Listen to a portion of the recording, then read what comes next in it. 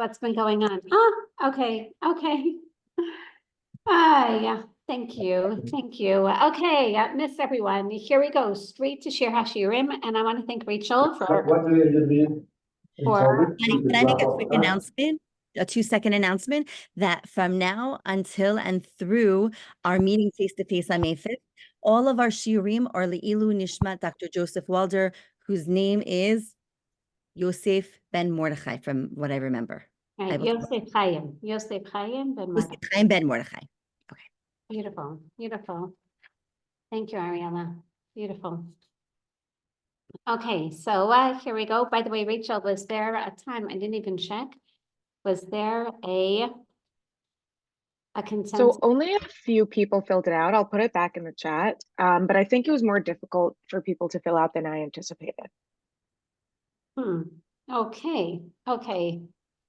So just tell us a time, Shani. I'll tell you a time. Okay, is that okay? Yes. Post after today. So let's see what we get up to. And thank you all for waiting. So we're going to go straight.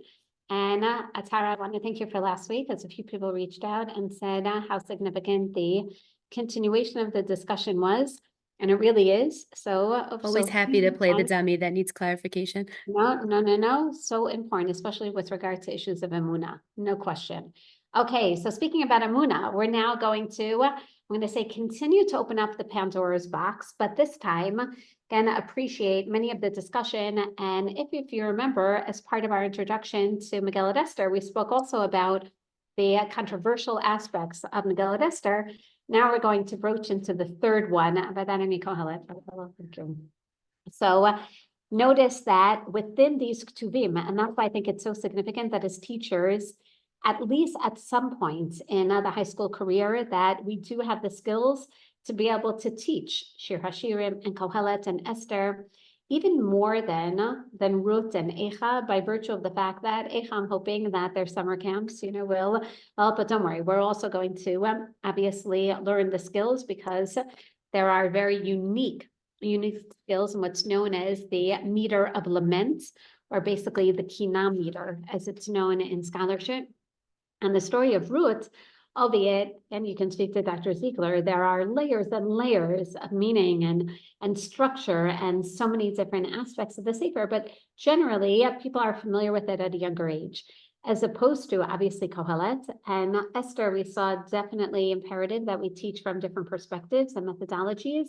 And now we get to Shir Hashirim. So let's take a look and see how these three really are the most controversial of the Sfarim with regards to whether or not they should be canonized. The same terminology that we saw by Megillat Esther. Let's look at source number 1, Megillat Daf Zayin, Amar Rabbi Yehuda Amar Shmuel, Esther ina mitamat hayadayim. Right now, keep in mind that this is Rabbi Yehuda an Amora saying in the name of his Rabbi Shmuel, right? So he's second generation Amora. He's saying, even though Esther was included in the canon, he basically is saying it wasn't always included in the canon, and therefore he's revisiting this. He basically is saying that Shmuel's not sure whether or not Esther should really stay as part of the Jewish studies curriculum. Why? Desavar Shmuel, Esther la Baruch HaKodesh Nemra, because come on, look at the Sefer. You really think it was inspired by the divine? V'amar Shmuel, but wait a second, we have a contradictory statement, and this is very common in the Gemara. No, Shmuel actually said Shmuel said Esther Baruch HaKodesh Ne'emra. So how do we resolve this contradiction? It must be that he means that it's enough, significant enough, lekrot v'lo ne'emra lichtov, meaning we can read it on Purim, but it doesn't have to be canonized. Like, why can't we do that? We'll just read it once a year. And we won't necessarily learn it and approach it as a Sefer Shematamei Atayadayim that we discussed, if you remember, in our introduction to Kohelet. It's so significant as a Sefer that was placed next to the Truma, and that's why Chazal had to establish this Gezerah, because it was kept in the Beis HaMikdash and rodents were come. So wait a second, Mitivei, not everyone agrees even to the statement. Rab Meir Omer Kohelet ina mitamat hayadayim. The real problem was not Esther, it was Kohelet. Kohelet, what he's saying is that Kohelet also wasn't always mitamat hayadayim. So let's revisit Kohelet. Maybe we shouldn't really be teaching Kohelet in schools. Umachloket b'shir hashirim. And Rabbi Meir explains that there really was a dispute with regard to shir hashirim throughout the generations. Rabbi Yossi says, no, really shir hashirim mitamei hayadayim.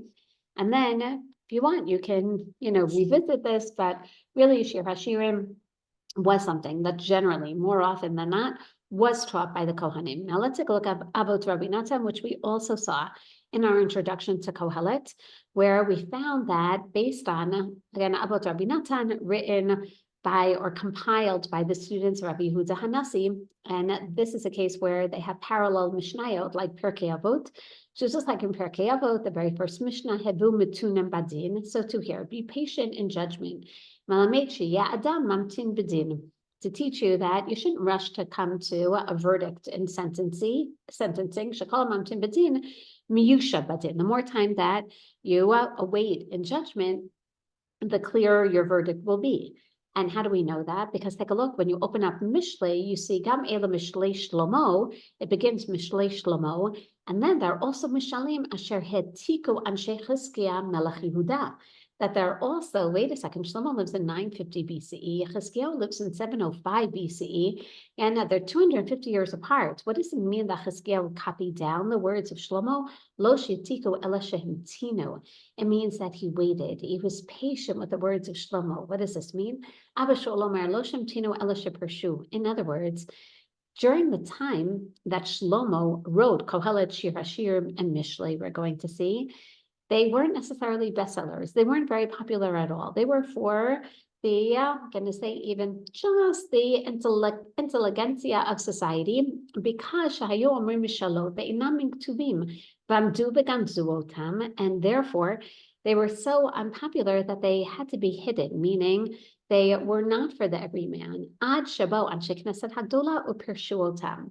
So either Anshe Knesset Hagdola actually came and gave explanations that now made them popular, or that Anshe Knesset Hagdola actually explained the ideas now in such a way that, okay, now we can understand it. And as such, Shir Hashir, Mishlei, and Kohelet, Hibu Mitunim, that they weren't popular. And this dovetails beautifully with what we had mentioned about the Rabbanit's understanding that the Ketuvim aren't necessarily really on a lower level than Nevuah. Rather, they were only canonized at a later date because they only became popular at a later date.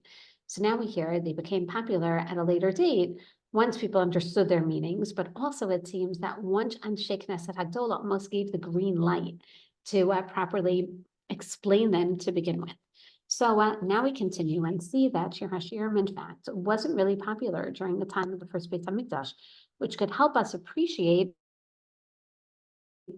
also the basic ideas that we had already mentioned with regard to, and to maybe a machloket in Shir Hashirim. Maybe there really were some times that Shir Hashirim was considered a Sefer Shem Tamei Tayadayim and other times that it wasn't. But as you know, there's going to be one Tana in particular. We're going to look now and see how Rabbi Akiva was always adamant and was convinced that Shir Hashirim obviously is very significant and should be a Sefer Shem Tamei Tayadayim. Not only that, but let's take a look at a famous Midrash Tanchuma where we find, and we'll speak more about this, that Vatat Tzaveh, Zeh Shamar HaKatzov Hinach Yafar Rayati Amar Rabbi Akiva Lo Haya Kol Olam Kolo Kiyadai Ki Yom Sheni Tambo Shir Hashirim Yisrael. I think we had mentioned this last week, that basically this phrase is also known.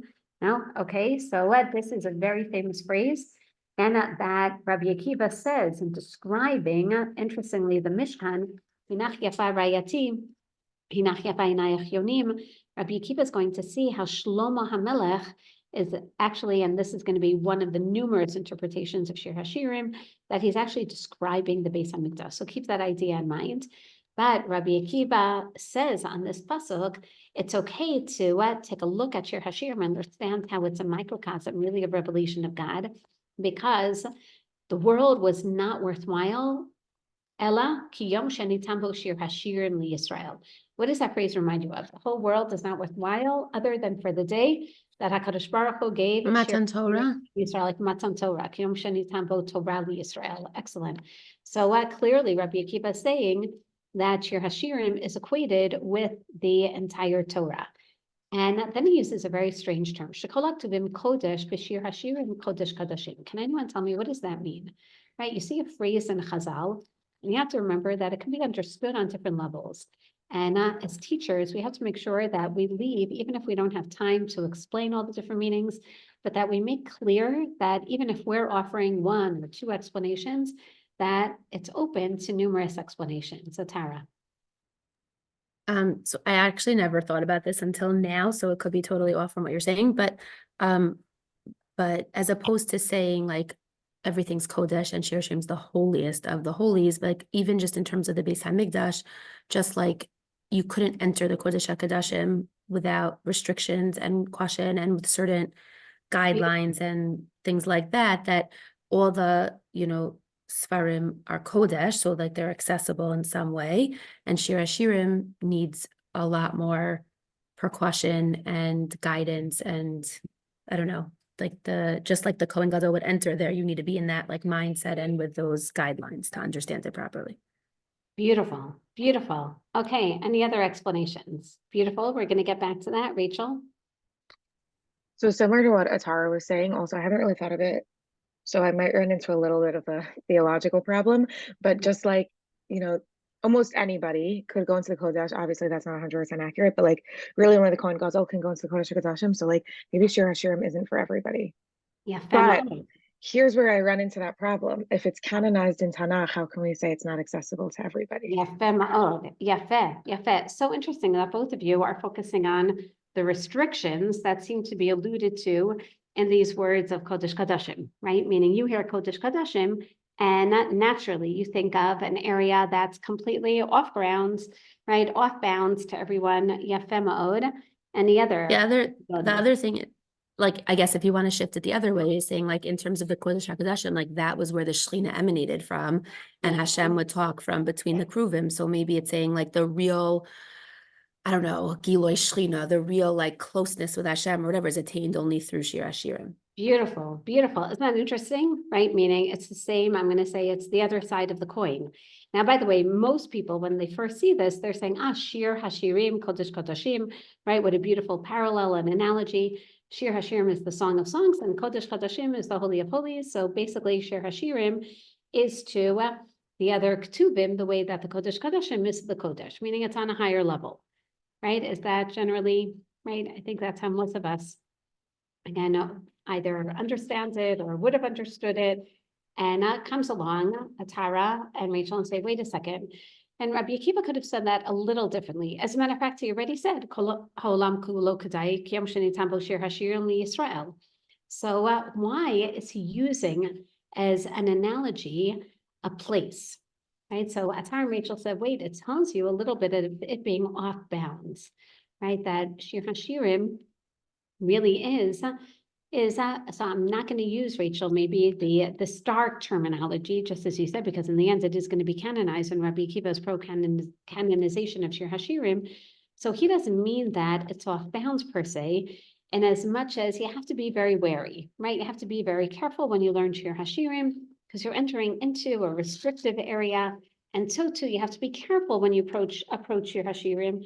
But basically, Shir Hashirim, like Kodesh Kodashim, is a place that you have to be careful with. Sorry, I'm just trying to fix this camera. But okay, in any case, and it's hard to say that, both the Hagbalot, albeit I think you're right, meaning he is saying that it's, I don't want to say a dangerous place. He's saying it's a very special place, meaning it's a place that not everyone can go into. It's a place, when you think of Kodesh Kodashim, before you think of the fact that only the Kohen Gadol can go there, and we're going to have to revisit this in Rabbi Akiva's thought. So just keep this in mind, that Ezrat Hashem for our shir, for our longer shir that we're going to have. And that is that Rabbi Akiva does not, he's going to say over and over again, that it's not off bounds. But what type of place is it? It's a place of revelation of Shechina. In other words, it really is the place where one can experience Hitgalut HaShechina, the revelation of the Shechina. Now, this is very strange considering that Rabbi Akiva, we know, was the son of Gerim, and he never went into Kodesh Kodashim. So how would he even know then? How would he know that Shir Hashirim is Kodesh Kodashim? So this is why it's important to keep in mind that Kodesh Kodashim, right, this chamber of secrets, is basically like these are key words for the innermost sanctity of the Shechina. Or basically, again, now we're going to, this is what I meant by opening up the Pandora's box of Kabbalistic thought and Hasidic thought. And you'll see what I mean in just a minute. And this is extremely, extremely important. whenever one teaches Shir HaShirim, and for that matter, also say for Yecheskel, Kodesh Kodashim becomes keywords for revelation of Shekhinah. Basically, like in Yecheskel, Masa Merkaba, that you're all familiar with, the celestial entourage of the Shekhinah. And what Rabbi Akiva is saying is that even without being a Kohen Gadol and going into Kodesh Kodashim, I'm telling you that Shir HaShirim is like going in to experience Shekhinah. Now, just pause for a minute. How would Rabbi Akiva know this? Right? He's not even living during the time of the Nevi'im. Did Rabbi Akiva, let's see your Bekiyot Shas for a minute. Did Rabbi Akiva ever experience Hitgalut HaShekhinah? Masechet Chagiga, is it ringing any bells for anyone? Okay, could be that it's not. Say more. Do you remember Arba Nechnesu the Pardes? The Pardes, yeah. Beautiful, right? So who goes? It's Rabbi Akiva and his Chaverim. A really good book, Talmud, if you read a Ben book about Azai, that. Rabbi Elisha ben Avua, and yes, As a Driven Leaf by Milton Steinberg. No, The Orchard. Not that one? Sorry? No, there's the one called The Orchard. Oh, The Orchard. Nachon ma'od, yafeh ma'od. So notice that they were all privy. What does it mean that they went into Pardes? Pardes isn't a lateral zone. It's not a horizontal orchard, as you know, right? Chazal explained, they went into the world of Pshat and Remez and Drash and so. What does that mean? So remember the terminology in Chagiga is Ben Soma Nitraf Dato. He went crazy. Ben Azai again died. Elisha ben Avua became Acher, became an Apikoros. Only Rabbi Akiva, Allah b'shalom, b'yatza b'shalom. So that's a strange term. What does it mean, Allah b'shalom? I thought it's an orchard. So it doesn't mean he went up. So that's exactly it. He went up to the celestial spheres. And we have plenty of sources in Chazal. We'll talk about this more later, where we see that Rabbi Akiva was privy to this revelation of God in the form of really these celestial spheres, so much so that his Rebbeim, particularly Rabbi Yoshua ben Hanania, taught him Masa Merkava, even though Chazal say, Ein Dorshim Masa Merkava Be'achad, and nonetheless, there was a Masorah for those who understood Masa Merkava. Now here I'm going to take a time out for a minute, and I apologize for the poor resolution, but to explain that when Chazal speak about this term of Masa Merkava, or again, Kodesh Kodashim and the world of Pardes, so we know the Rambam understands, as most of the Rishonim do, the Chazal are speaking about understanding the mystical world. That there are certain people who can see within our very physical world the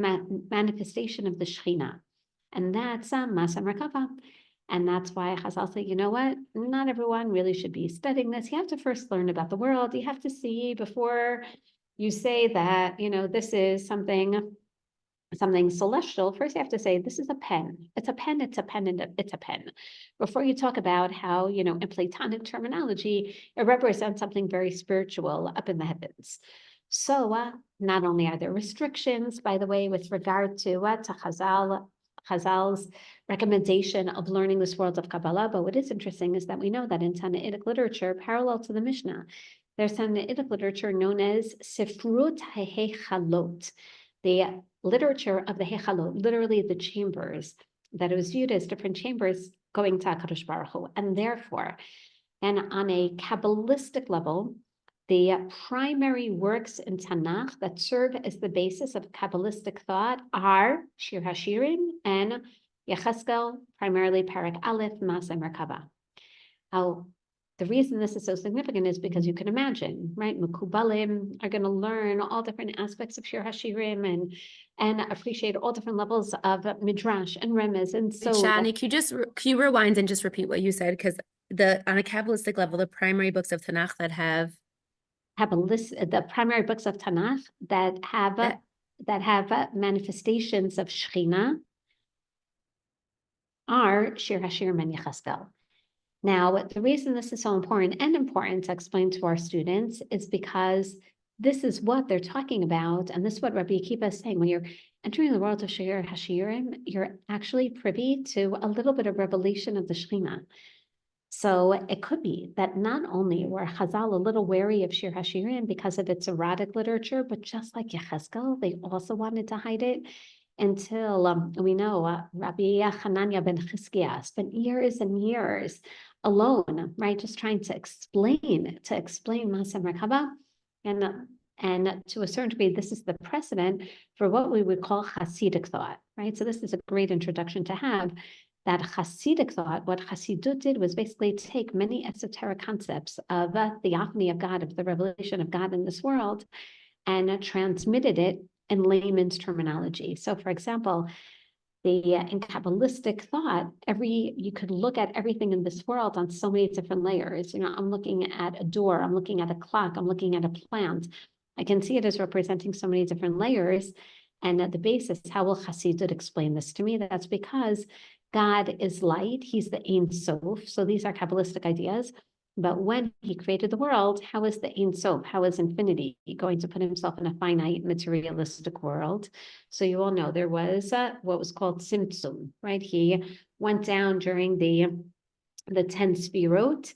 And then when he came into this physical world, so there was like a big bang, right? But not the evolutionary one that we're familiar with, but rather a Hasidic one, right? Where God also, his greatness and his light could not fit into this world. So there was Shbirat Kelim.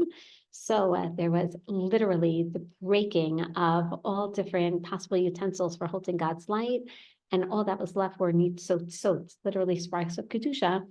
And part of our goal in this world is through mitzvot to be able to create kelim, to create vessels through which the Shekhinah of Hashem will be all the more clearer and evident in this world.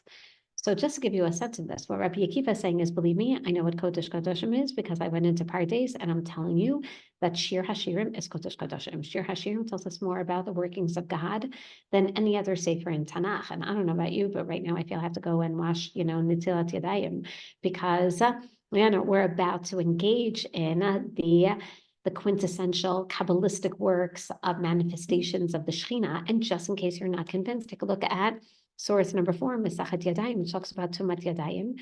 And sure enough, we know this was the basis for what we discussed by Kohelet as well. The Sefer Shadimchat ben Ishtayer bo Shmonim b'chamesh otiyot kaparshat Vayi ben Soharon. Anytime you have a sefer that has the minimal number of letters, what is the shortest sefer in Tanakh? The double nunin of Bamidbar Perek Yud Aleph of Vayi ben Soharon. That's 85 letters. That's the basis to teach us. That's enough. 85 Hebrew letters of a Torah. That's Mitamei Yadayim. So you could write a scroll and the Gezerah of Chazal would apply to that. Megillah shekatuv bo 85 otiyot kaparshat Vayi ben Soharon Mitamei Yadayim. Kol Ketvei HaKodesh. So obviously anything that was viewed as a sefer that the Kohanim would teach in the Beis Hamikdash, that would be Mitamei Yadayim, Shir Hashirim b'Kohelet Mitamei Yadayim. Rabbi Yehuda, we already saw, says Shir Hashirim Mitamei, Kohelet Machloket. Rabbi Yossi says Kohelet Mitamei Yadayim. Previously he said Shir Hashirim is, now he says Machloket. Rabbi Shimon says Kohelet Mikol Beit Shammai Mecham Beit Hillel Amar Rav Shimon ben Azai. Okay, that's Kohelet and a little bit of Shir Hashirim, but he says, and in fact, this is Ben Azai, who says on the day that they made Rav Elazar ben Azariah, do you remember this? Because we're about to say it in the Haggadah, that Rav Elazar ben Azariah replaced Rabbi Gamliel for a while as the Nasi. So on that day, he enacted certain laws. For example, everyone can go into the Beis Hamikdash. Can go into the Beis Medrash. It's no longer just going to be Tochol Kavaro because Shir Hashirim. And he says not only that, he also announced Shir Hashirim v'Kohelet Mitamei Yadayim. No more. We're not going to discuss this in every generation. Should we keep it as part of our Judaic studies curriculum? Should we not? He says it is now officially, everyone agrees, it was Mitamei Yadayim during the time of the Beis Hamikdash. It's going to stay Mitamei Yadayim. And Rabbi Akiva, how does he respond to this? Chas v'shalom, lo nechalak adam miYisrael ashir hashirim shelo mitamei yadayim. He says, what are you saying? That some people disagree? Rabbi Elazar ben Azariah, could that really be? That some people disagree that Shir Hashirim should be part of our curriculum? Ani lo makabel, right? I can't believe that. She'en kol olam kol kadai ki yom shenitam Shir Hashirim liYisrael shekolot tuvim kodesh v'Shir Hashirim v'kodesh kadosh. And basically he's saying, what do you mean? And it's such a no-brainer that Shir Hashirim should end up in Tanakh.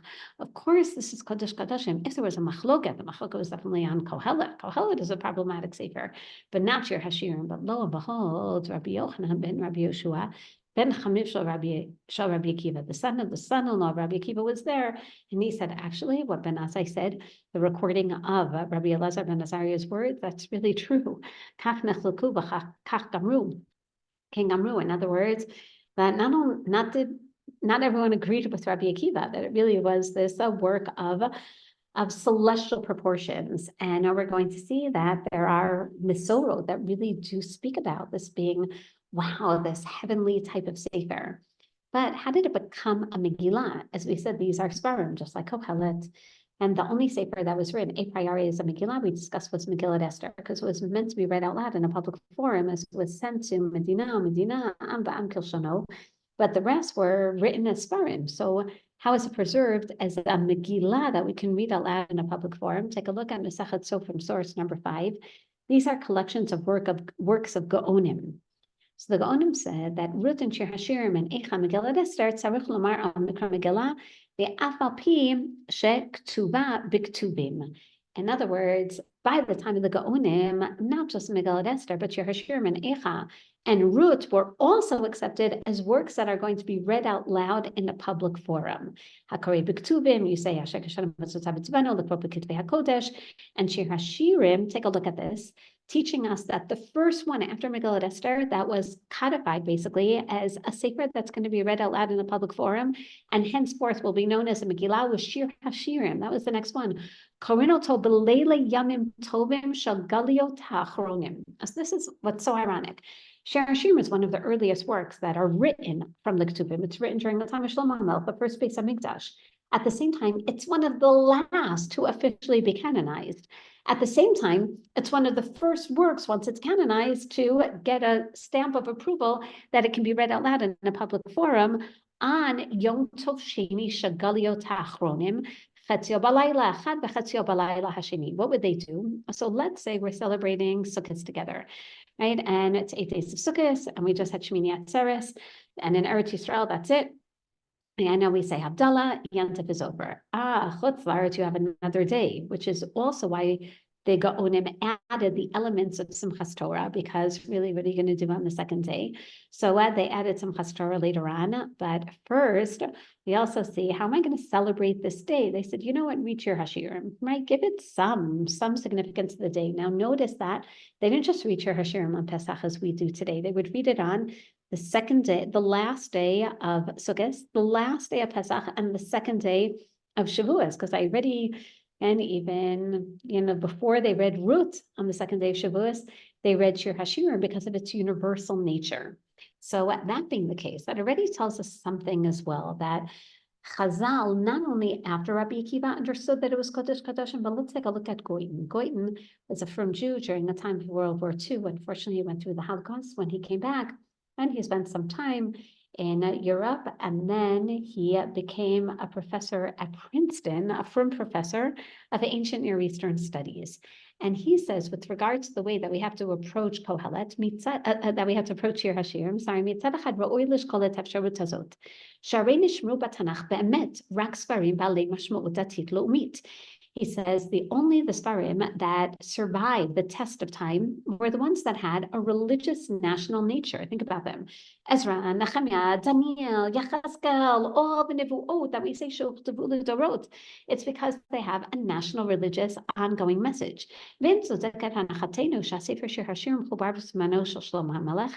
therefore, what does that tell you? That this is a really, really early work. It's attributed to the time of Shlomo HaMelech.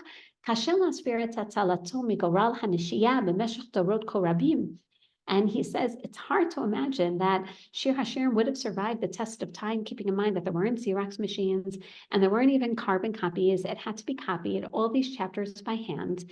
He says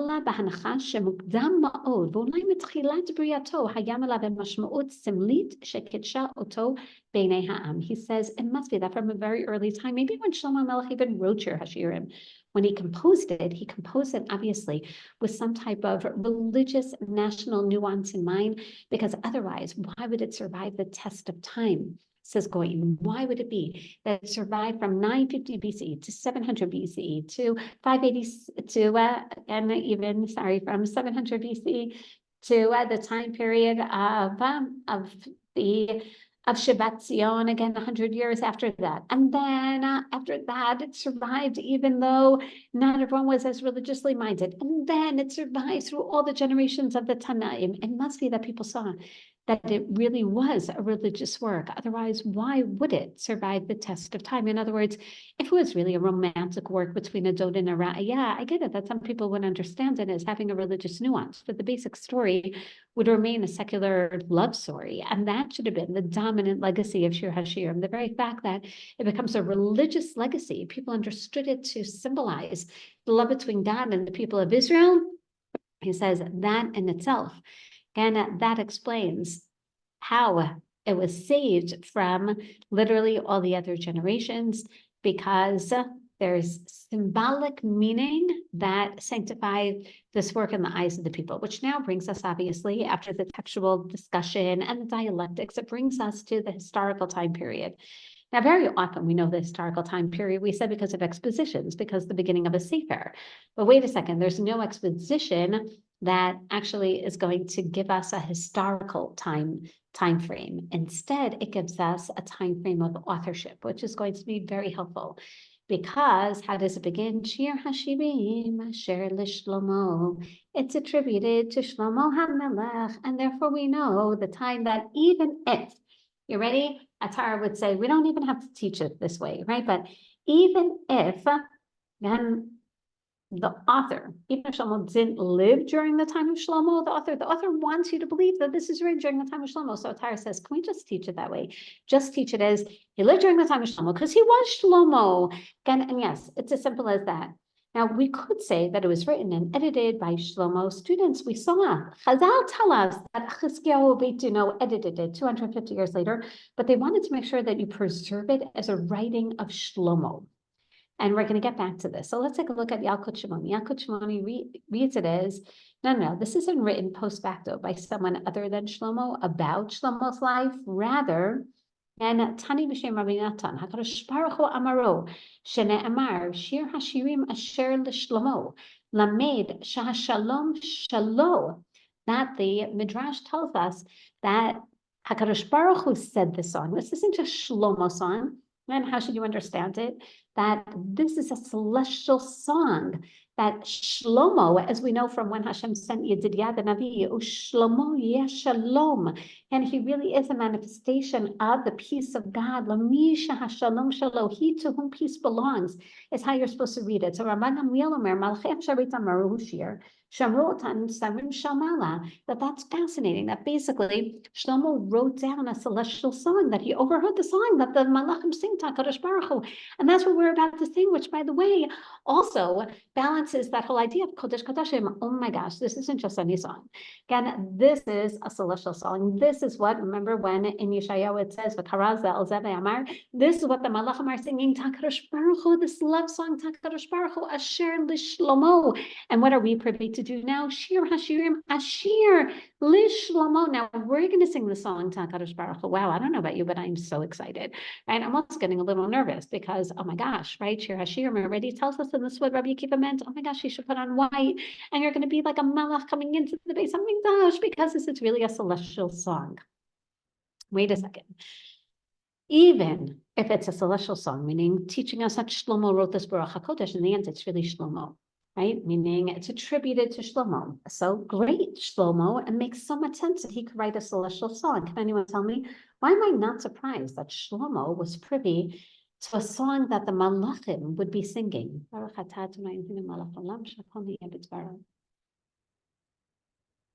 But we know that he was like the wisest Chacham Mikol Adam. Like, why not? And he built the Beis HaMikdash. Thank you. The latter is even more important than the former. Everyone see that? And he built the Beis HaMikdash, okay, no, that was a big deal. Again, someone who could build the house of HaKadosh Baruch Hu, I can imagine that he was privy to, he built the Kruvim, right? Meaning he and these Malachim, they're getting along somehow, at night. And wow, right? It seems that, and we're going to prove it in just a moment, that there really was some revelation that Shlomo HaMelech himself and was able to experience. Now, we're going to bring this back for a moment to an academic approach. How do academics, and you can open up that Mikra, and you'll see the scholarly approach, Shir HaShirim Asher L'Shlomo. This is a composition of a song of many songs. In other words, this isn't one flowing song, and there isn't one common scene. Rather, it's a compilation of many songs that Shlomo composed as a love song Again, either for his wife, for Bat Paro, or for his mother. In other words, it's really a love song between David and Bathsheba. What do you think about that?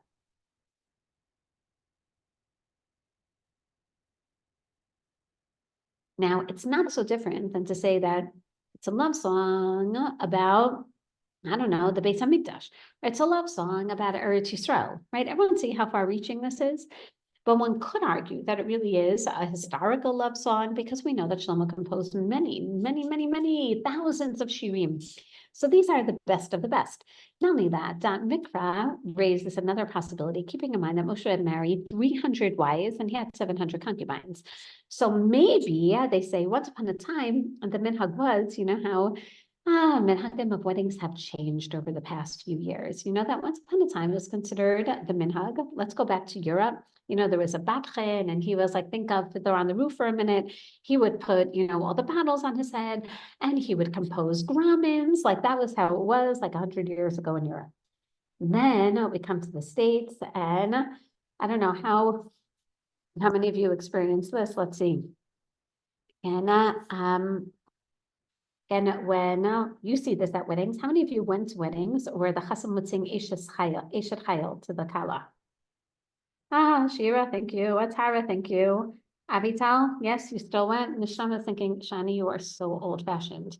We're the old folks, yeah. That's so weird. I don't know. I thought it was one of the most romantic things. Can you imagine this, Nishama? Think about this. Again, the chassan would have, at the end, it was like protocol. Again, the enter first dance, they even stopped doing this at some weddings. The enter first dance, they bring the kala to the chassan side. Right, that they kind of still do, even though sometimes they'll bring her back to the kala side. But in any case, it ended on the chassan side. And everyone did their shtick, Ketzad Meraktim, and then at the very end, before before they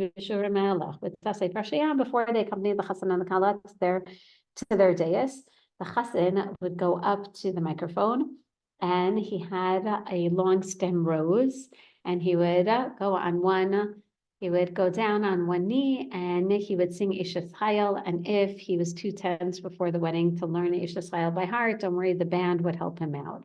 That was like standard protocol, right? Meaning every wedding had that, just like every wedding today has, I don't know, seminary shtick, right? Everyone see this? So then it could, just shows you how minhagim of weddings change. So once upon a time, scholars believe that the chassan would actually compose a song for every wedding for his kala. Isn't that romantic?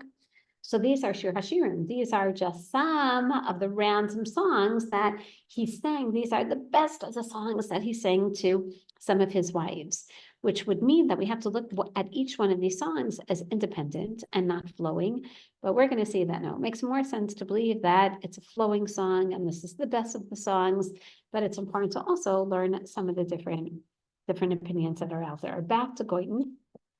So Goiten, Anna, who as you see, was born in Germany and then came to the U.S. after the Second World War, said L'datinu, in tzorach b'hanachazo v'yesh l'kabel et haktovet kechelak mekori shel hasefer. He says you don't even have to read it as Shir Hashirim asher l'Shlomo, meaning okay, you know that it's attributed to Shlomo. He says why can't you just say instead Shir Hashirim asher l'Shlomo, that when Shlomo wrote this, his intention was, this is the song of songs that I am going to sing l'melech shehashalom shalo, to he to whom peace belongs, i.e. to HaKadosh Baruch Hu. In other words, this becomes, and we're going to see how significant it is, man's love song to God. Wow. Wait a second, time out again. How would Shlomo know that? How would Shlomo know what the Malachim sing to God? Right, Rabbi Akiva, I get. He went into, Pardes and went Allah b'shalom. But take a look at source number 10. The Medrash tells us based on when Shlomo, after David's famous Saba'ah in Perek Aleph of Sefer Malachim, Shlomo takes over, and Shlomo goes to the national mizbeach upon his coronation in Givon, and he brings thousands of sacrifices. And that says, "Vayavo Yushalayim v'yamod l'pnei Hashem v'yalo lo tushlamim v'yas mishter l'chol abadav Amar Rabbi Yitzchak wait a second, he just offered thousands of karbanot. Why is he coming back to Yerushalayim to offer more karbanot? So again, the pshat is that he wants to show that the National Religious Center is moving from Givon to Yerushalayim. But Rabbi Yitzchak says from here, and by the way, you should all know the source because this is the source for making a Su'udat mitzvah. So Amrit Hashem, when you finish your Hashirim, you invite everyone for a whole Su'udah, you finish a Misachad and Mishnah, you invite everyone. And our son Shmuel came home from the army and he said, Ima, I just want you to know, this was 2 weeks ago. He said, I just finished Gemara Ksubos. Like, wow, Shmuel, that's amazing. I was like, when did you do this? He's like, all those hours and nights and days and nights in the Namer. So he had a Paka Gemara and he finished Gemara Ksubos. Beautiful. A little later then, what do you want? I said, amazing. We're making a siyum right now before you go back to the army. He's like, no. I'm like, no. Gana Kohelet Rabbah. The halacha is you have to make a siyum haTorah. You have to make a seuda legamra shel Torah.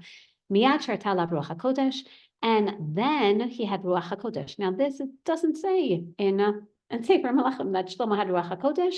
V'amar shlosh asvarim halalu mishlei b'shir hashirim b'kohelet hadu dachtu d'vrei Kohelet ben David. And then he composed all 3 works. Now we're going to see in just a moment that we'll even see I'm going to say the consensus amongst Chazal is that he actually wrote Shir Hashir, Mishlei, and Kohelet, just like we discussed by Kohelet, at 3 different stages of his life, which makes much more sense by virtue of the fact that they're all so different in genre, in message, in experience. And therefore, why are Chazal saying that he wrote them, at the same moment, right? That's very hard to imagine. Imagine Kohelet and Shir Hashirim with the same pen, right? Very hard.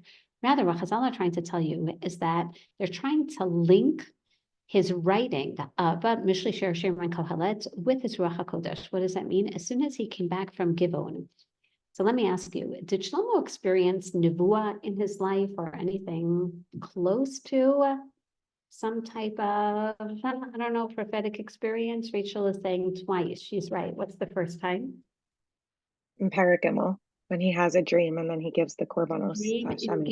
beautiful. And then right after that dream, Mama's the pasuk right after. Remember, Hashem comes to him. If I could give you anything you want, Shlomo, what would you ask for? And Rachel, what did he ask for?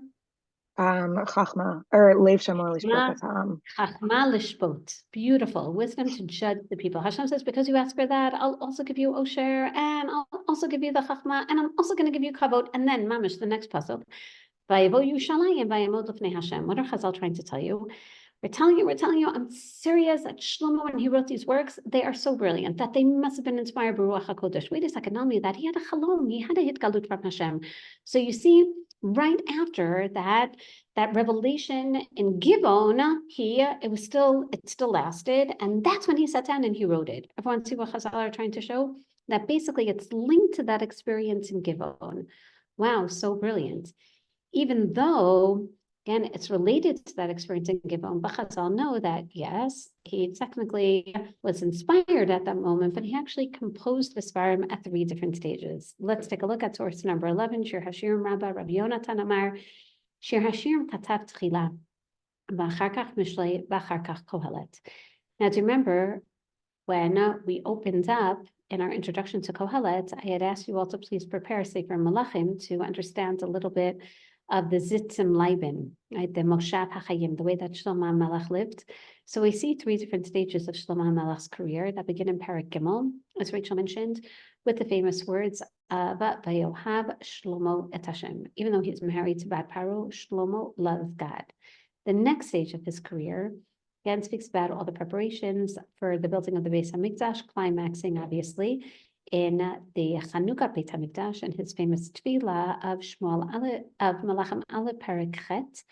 And then, I hate to say it, but after that magnum opus, instead of maintaining it, Shalom Tirza, instead of maintaining it, he went downhill, and the Navi goes out of his way to show you the antithesis of the beginning of his career by saying, Shlomo ahav nashim nachriot rabot ve'et bat paro. In other words, his love for God was replaced with love for these other women. And therefore, says Rabbi Yonatan, the 3 works of Shlomo more or less express the 3 different stages of his life.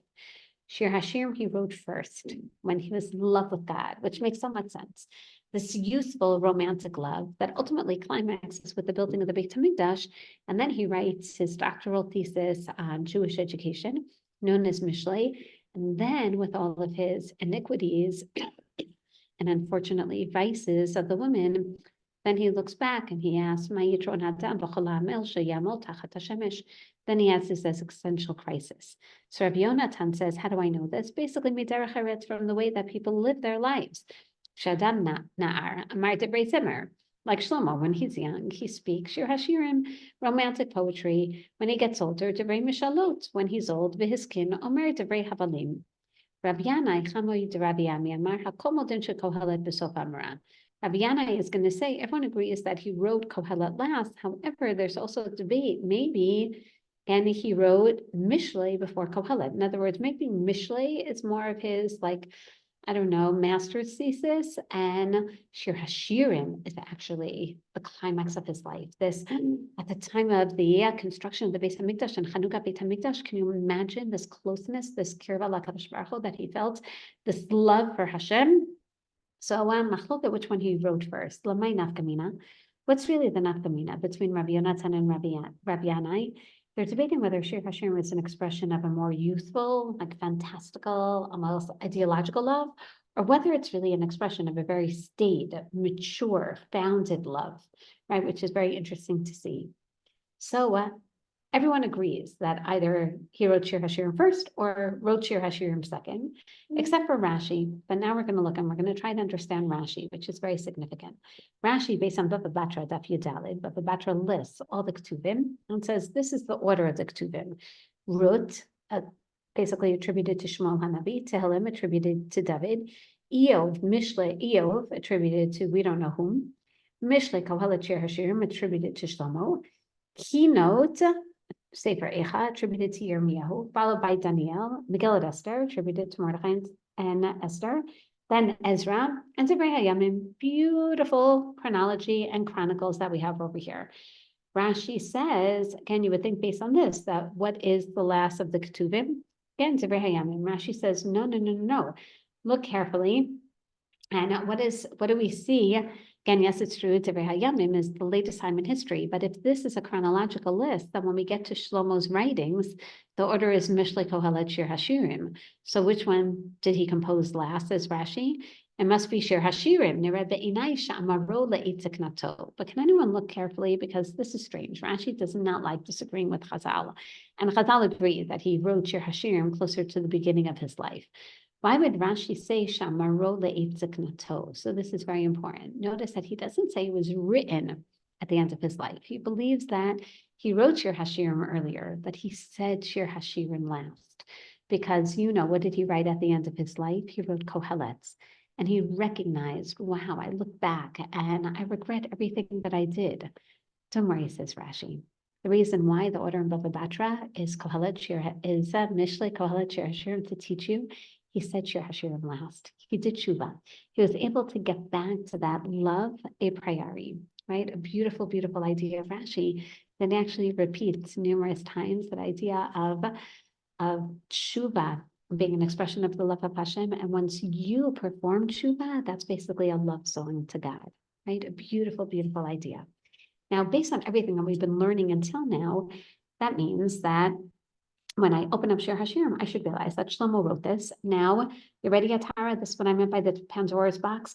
What did Shlomo Melech have in mind when he wrote Shir Hashirim? So again, some say he wrote these as wedding songs for his wives, or a love song between his father and his mother.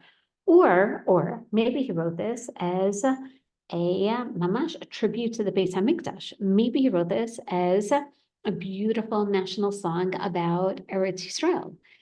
Chazal are going to understand that he also wrote this as a love song for HaKadosh Baruch Hu. Now, this shouldn't really bother you. Shouldn't bother you. Do we really know why Shlomo wrote this? Do we know what was going on in his mind? We don't. Really, for all we know, he wrote this, in fact, as, again, I don't know, as a standard, maybe as a secular love song, maybe about wives, because believe me, he knew wives after, all these women after a while. We're going to see that he definitely does express his understanding of, I'm going to say, the female condition, which is very interesting. And we really don't know. Maybe he wrote it about Eretz Yisrael. Maybe he wrote it about David and Bathsheba. Really don't know. However, just like we discussed with Kohelet, he wrote Kohelet also as an open work of philosophy. It's not a religious work. Shir Hashem doesn't mention Shem Hashem. Can you imagine that? It's not a religious work. However, after someone writes something, it takes on a life of its own. And that's what's so remarkable, that it then, like, people realize, wait a second, this is a love song to HaKadosh Baruch Hu. Maybe even the celestial angels love song to HaKadosh Baruch Hu. And just like by Kohelet, once it's included in the canon in Kitzvei Kodesh, now it's not just understood as a philosophical work, but now it's understood as a religious work. So to Shir Hashir, it's no longer a secular love song, rather now it's a religious love song. Now, putting all that aside, personally, it's hard to imagine, as Goiten says, it's hard to imagine that Shlomo didn't have HaKadosh Baruch Hu in mind as he was writing it. Right? It's hard to imagine because he was so obsessed with HaKadosh Baruch Hu. Anyone who builds a Beis HaMikdash for Hashem, and through literally the bones and through building the stones, and how can he not see in every aspect as an expression of his love for HaKadosh Baruch Hu, right? Beautiful, beautiful idea. Furthermore, and we know that especially with regard to Shlomo, that not only Shlomo ahavet Hashem, does Shlomo love HaKadosh Baruch Hu, not only does Shlomo experience a dream, but it really does make sense that someone who builds the Beis HaMikdash will be able to relate to these senses a little more, will be able to understand and a love relationship with HaKadosh Baruch Hu. And as you know, there's so many midrashim about Shlomo at the time of the Chanukah Beit HaMikdash. He led it. He couldn't go in right away. The Aron couldn't come in. He was the CEO. He made sure that the Aron would come in, and therefore there definitely does seem to be some religious aspect to it, which, as Goiten says, helps us understand how it survived. Meaning, if you really wrote this as a secular work, then there's so many secular love stories, right? There's the book of Susanna, there's Romeo and Juliet, meaning, and it seems that Shlomo really did have some religious idea in mind. Well, sorry, 1 second. I'm just going to read your chats, and then we're going to get back to the allegorical understanding. Okay, wow.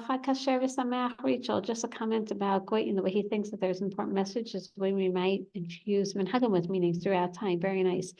An interesting way. Yes, I think so as well. Okay, now what we're going to see is that once it's included in Kitvei Kodesh, once it has a religious understanding, the question is, what is that religious understanding? So do you mind if I ask generally, just from everyone here, how many of you have learned Shir HaShirim? Wow. Okay, that's what. Yeah, fair. And how did you always learn it? That Shir HaShirim is a love story between who and whom? B'nai Yisrael and Hashem. B'nai Yisrael and HaKadosh Baruch Hu. Isn't that interesting? That's Rashi's approach. The Rambam, and I'm going to give you a little bit of homework before next year. And the Rambam is going to say it's not a national love song between Am Yisrael and HaKadosh Baruch Hu. It's an individual love song between everyone and HaKadosh Baruch Hu. It's about our striving for that love relationship with HaKadosh Baruch Hu. So on that note, I'm going to go to our other Eshkolot meeting right now and ask you to please prepare the allegorical understanding of the Rambam. It's a little longer. And then basically compare and contrast to Rashi, Ibn Ezra, and the Malbim. The Seder? Okay. Thank you. Wait, Shani, when are we having our marathon? Yes, we're having our marathon. Excellent, excellent question. Okay, I'm going to put it. Tara, can I ask you a favor? Can you ask that Yeah. on the chat on our WhatsApp? And I'm going to look at the Yoman and set a date. Okay. Amazing. Thank you so you. much. See you this week, Shani. Shabbat Tov and Chodesh Tov. Oh, No, Shani, my no, parents are going. They are?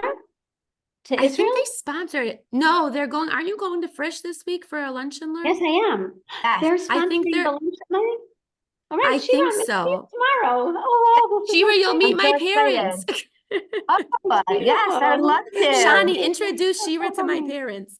I definitely will. Yes, I would love to. Love them. Your Very big party, special. but your other shear is waiting. They're waiting. They're Okay. waiting. We're Yes, going. Goodbye. Okay, thank you. Thank you. Bye, Ariella. See you.